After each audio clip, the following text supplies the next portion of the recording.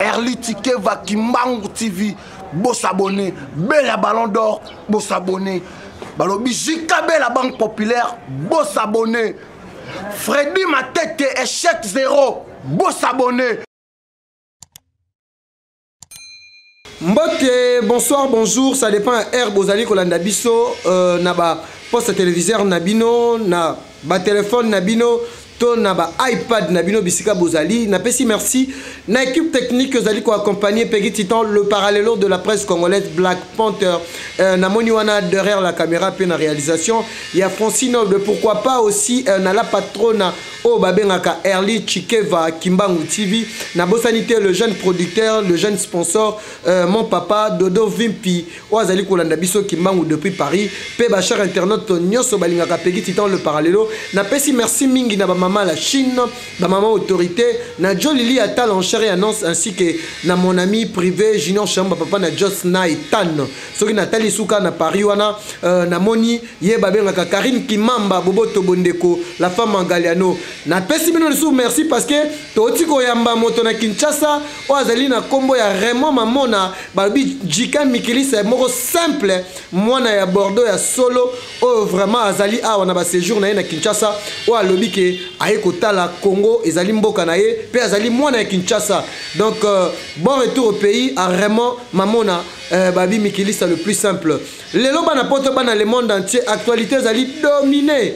Boyebi ke makambu ya Karine Mokonzi la baronne oyo bato ebele bazali kotala yango ba ko mona na actualité na otiko za la coup na grand prêtre Raymond Mamona yebi singage makambu ya Karine Mokonzi libala Karine Mokonzi ekosuka ndenge nini tolingi to banda étape par étape parce que tant bobenga nga chroniqueur intelligent na boyike na kati ya analyse tozo sala makambu ya lelo titre nango d'abord ezali ke vrai ou faux libala ya Karine et kozala to eza annulé to kozala prêt déjà to bandi déjà la première position au to ebaki le 24 Karine Mokonzi il fallait abala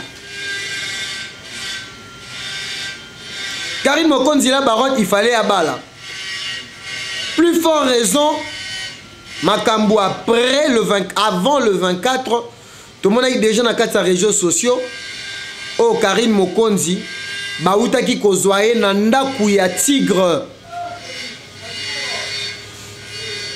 o Karine Mokonzi a prononcé kalobaki ke libale ko kozala na mois de décembre mais après wana tomoni mama leki ya tigre noir na kati ya émission ya Marie-Laure Mwaka ya kolobake libala ezate balinga ba observer d'abord to ebite soki ba semeki ya Karine Mokonzi nde baboyaki libala parce que jusque là tomoni confort na biso papa Zahir Jazz Kavulu basalaki émission na concert na biso Marlène Kasanga ba propos teni Jazz Kavulu marambo ya lobaki par rapport à lingaki ke Karine Mokonzi a dans la claire parce que eloko oya libala eza eloko moko ya combat eza eloko ya combat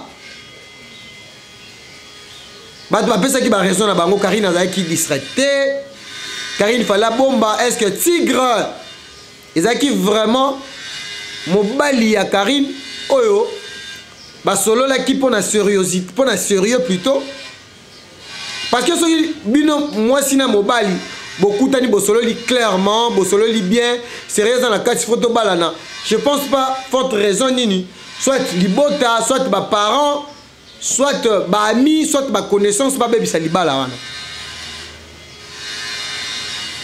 te komona Jazz Kavulu koloba ya koloba te komona tigre noir ya kosala réplique ya kofinga Jazz Kavulu PD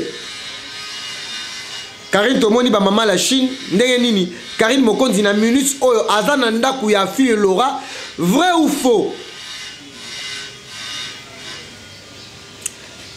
chose étonnant batu bazomela ba champagne nga lobaki yango ke tozosala analyse je suis une église au milieu du village et tant que naza moto bayebi nga na makambo naza chroniqueur culturel pe ma analyse ebele makambo ya Karine Mokonzi eza actualité toza pe censé ya koloba ngo parce que azali moko na biso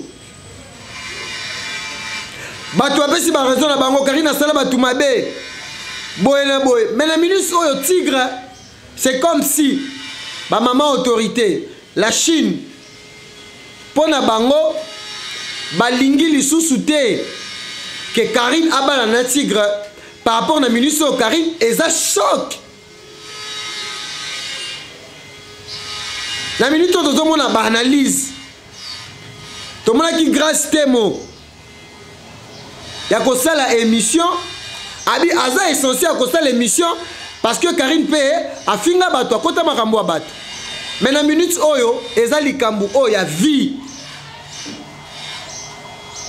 jusque là ngai nazo maîtriser likambo oyo malamu soki na comprendre bien ndeko Jas Kavulu makambo ayeki koloba alobi atunaki ndeko Karine Mokonzi parce que tolobela no likambo ya entourage oyo lelo tozomona parmi ba ex ya Karine baza ba camarade ya Tigre Toche Dondi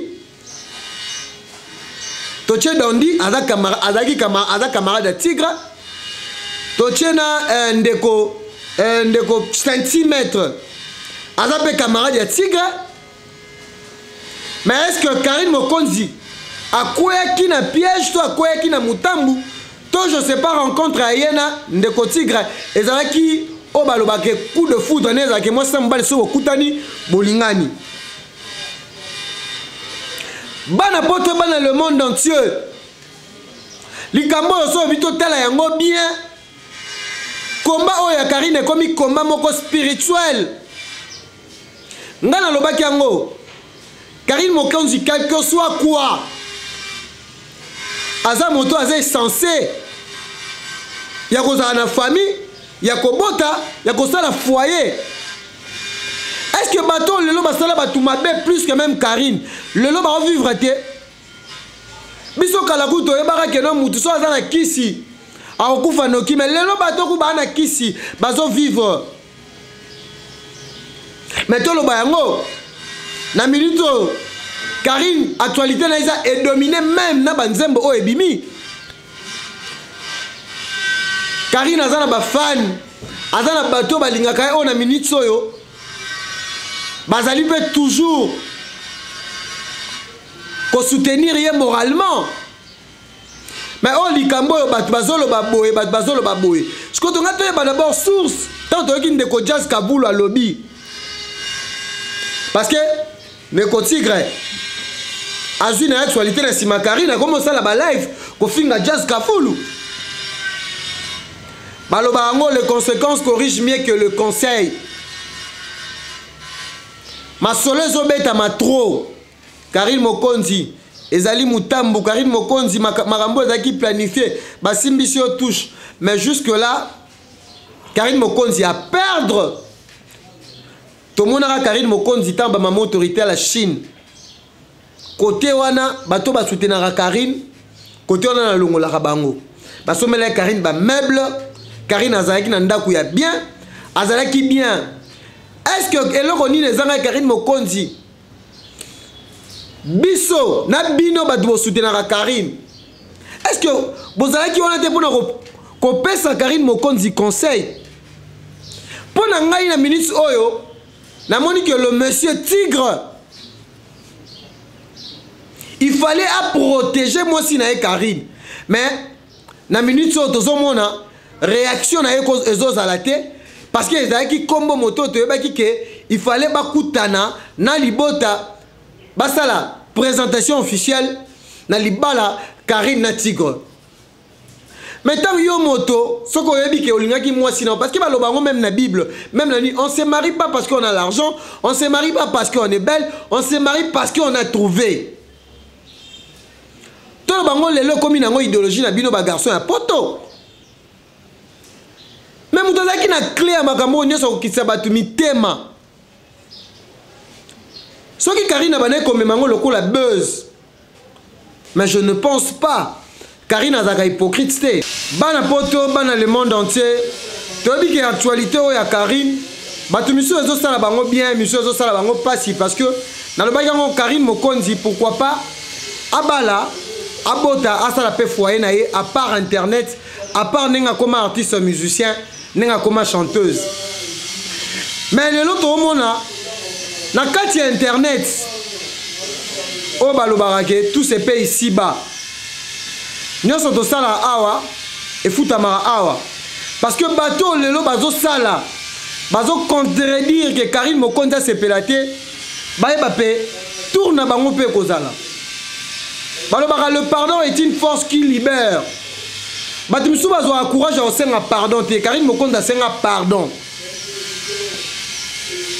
Mais tozo mona bateau lelo bazo lobaka. Yango na repesa d'abord conseil na Karine Mokonzi. Babi devant les obstacles plutôt, l'homme devient prudent ou la femme devient prudente.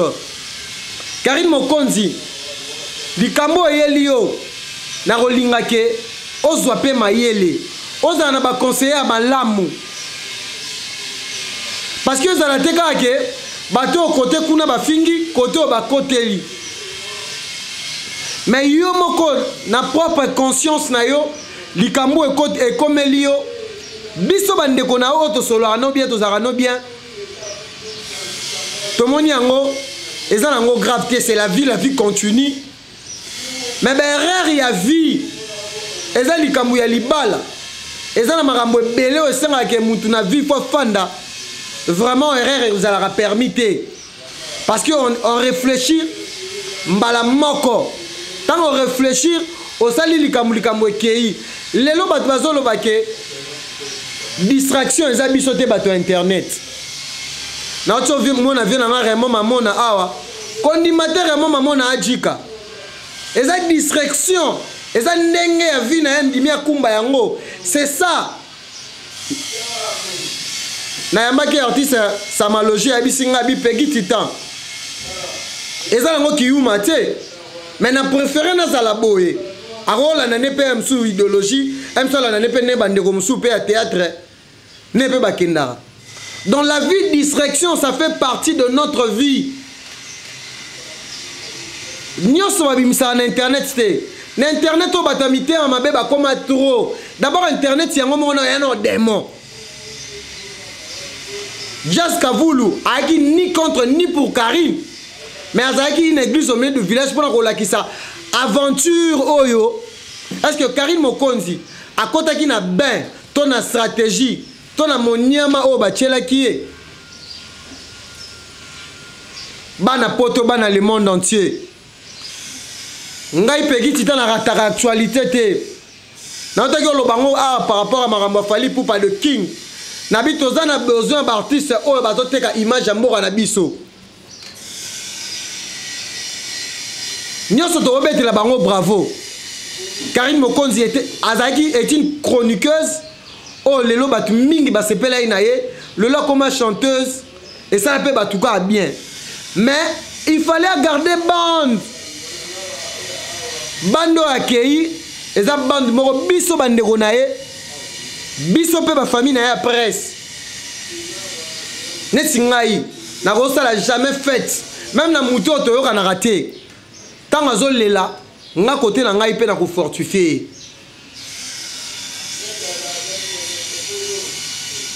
Bato bele bolo ba peki titan loba parce que yo oza lora mo lobeli internet. Ba ngai na kata pona ngai tigre soka za un homme. Poisane massa to ane génération mo ane massa. Ane mukona ngate ane massa. Mais crédibilité, réputation, bah sombre yango. Ce qui a ligné Karine n'a pas solo pour peut changer Karine. Parce que ça la bon on a bolingo doit qu'on s'est complété. Oh les lotos au monde bah jeune belé aux aranon na mikili. Au continent au beza buzoba. Au continent maramba buzoba si to timbeli bino. Babi muto sala maramba malonga lo barate. Nenga na minute on a parlé à grand prêtre. Na parlé à grand prêtre ko ni maté que moi na poto. Distraction luta oh papa yemba ayemba. Distraction faut la kabiso bande on a biso ba congolais. Congolais sont razui, on a montre $50,000 alors l'exemple na internet. Chroniqueur sont razui moi parler na bien moi quitte ya bien alors l'exemple na internet. To bomba ba vie na biso, to zape censé, ya ko za ba père de famille, ya ko za ba responsable, ya ko aider pe. Tant aux yeux opportunité, luka na pe opportunité yango ya ko saisir yango. Nga français ebisinga le rabi oh pour ani ba congolais ba ko maintenir succès na bango te. À cause de tazo yo kana to ko mona ke même na vie privée na ye e bambana. Karine Mokonzi la baron tozana yo bato nyonso bazoloba mabe na yo baza pe batu na sa moyo bango ne sone bazana banene basala matu mabe te. Mais basala ka fétité lorsque il brille chez le voisin. Tozana droit. Ya ko respecter ma vie na biso eza privé. Lelo moninga libala e kufa eza eloko esengoti. Mais bato bongana na lobi OK, na rotanga nga ba komwa batute. Mais je veux simplement dire à Karine Ada fi oyo bat balingara mingi d'abord. Bato bazo soutenir ye, baza mikolo. Baza ba papa. Baza ba maman. Baza na souci na yo. Na vu so komono ozana batu. Yeba ki oza pe na nzambe. Parce que za batu nususu oya boye. Elongina le kana TV batu so ba monieka ba zappé. Mais Karine yo aux opportunités. Soto tché na 50% internet. Et ça tout va apprécier à Karine Mokonzi.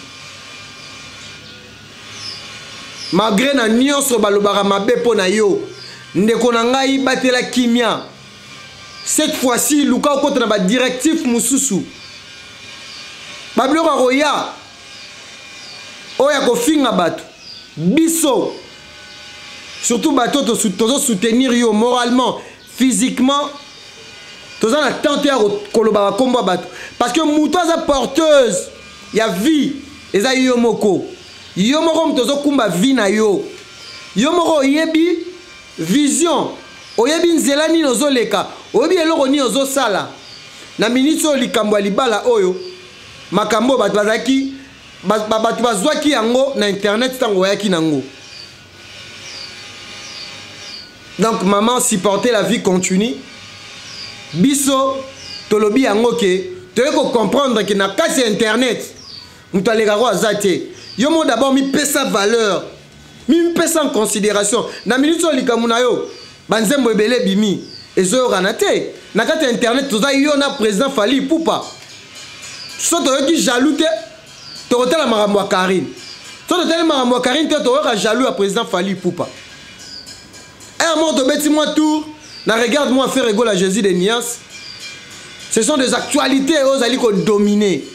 Dans minutes, surtout dans Karine, tout le match dans le stade des Martyrs, le match à Renaissance, dans DSMP.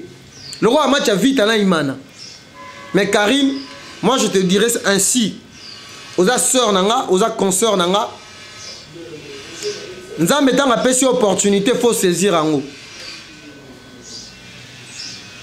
Zala na raisonnement moko na vie ezala bongo balobaka dans la vie il y a le haut et le bas mutu nyonso akutana na obstacle na vie na ebiso nyonso eza même ba pasteur eza même ba évêque eza même le président de la République bakutana na obstacle mais après ça il faut koyeba ndenge nini okoki kokutana suna likambo oyo okutana nango avant.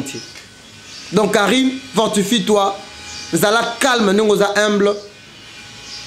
Ko finga pe mutute, ko critiquer pe mutute parce que aux amuto internet déjà est censé makamuna o batuba lobela yango.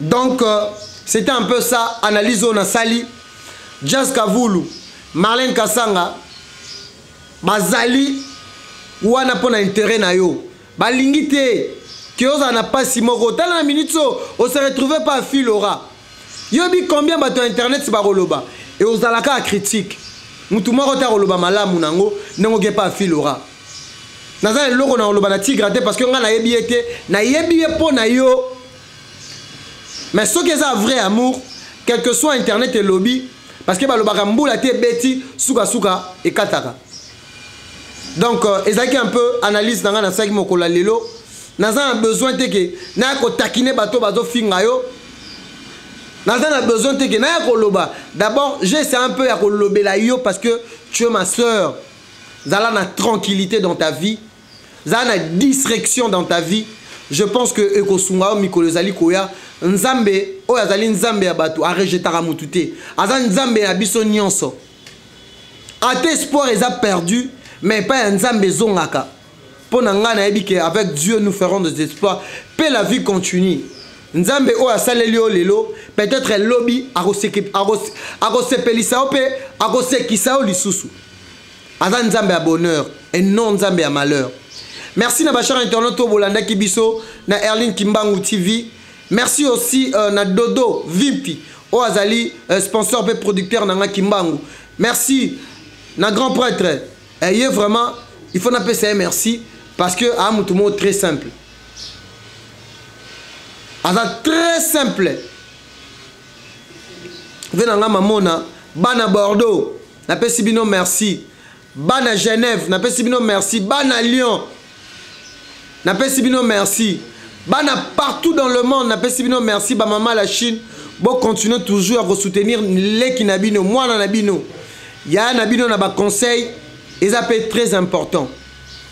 Tokutani mikolozali koya bozala toujours branché ya kolanda ke émission nabino vice versa ezalaki wana na pesi merci na bato no sobozo ko s'abonner pour na émission à 100% bandal na ebike tozana bino peto kozala na bino na pesi un grand merci na équipe technique oyo accompagner kingai na pesi merci mingi na Francis Noble oazana derrière la caméra. Merci aussi na vena ngai grand prêtre Jolili atal en chair et en os junior chamba papa na Jos na etan na pesi mbote na bana tout ya poto pe bana tout bazana kati Afrique na Tunisie na bosanité ba étudiant bo s'abonner massivement na Erline Chikeva Kimbangu TV. Tokuta mikolo zali koya bye à la prochaine.